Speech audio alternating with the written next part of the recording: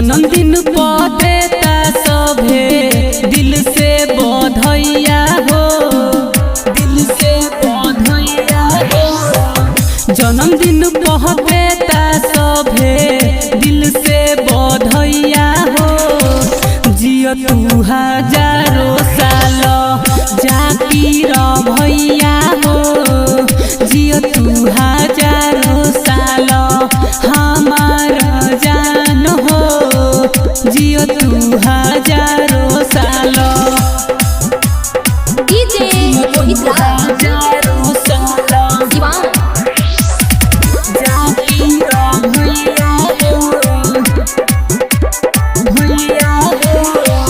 खुश रह जीवन भर दुआ करी हम हो, जिंदगी में तोहरा कबो आवे ना सितम हो, आवे ना सितम हो।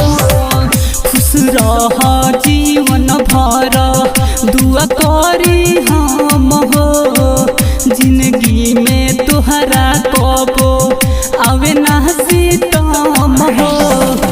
असही साथ देत रही हो हरदम समैया हो, जियो तू हजारों साल जाकिर भैया हो, जियो तू हजारों साल हमारा जान हो, जियो तू हजारों साल। डीजे मोहित दीवान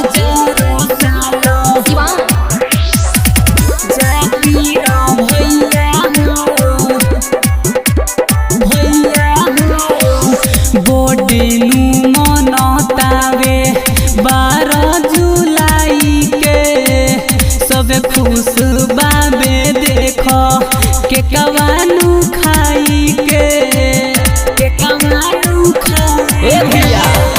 बोडेनु मनतावे 12 जुलाई के, सब खुश बाबे देख के कवानु खाई के।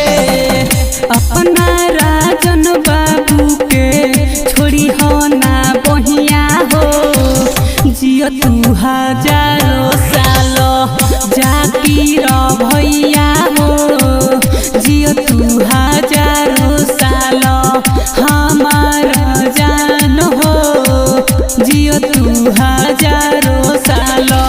Mix by smart recording studio Mairwa.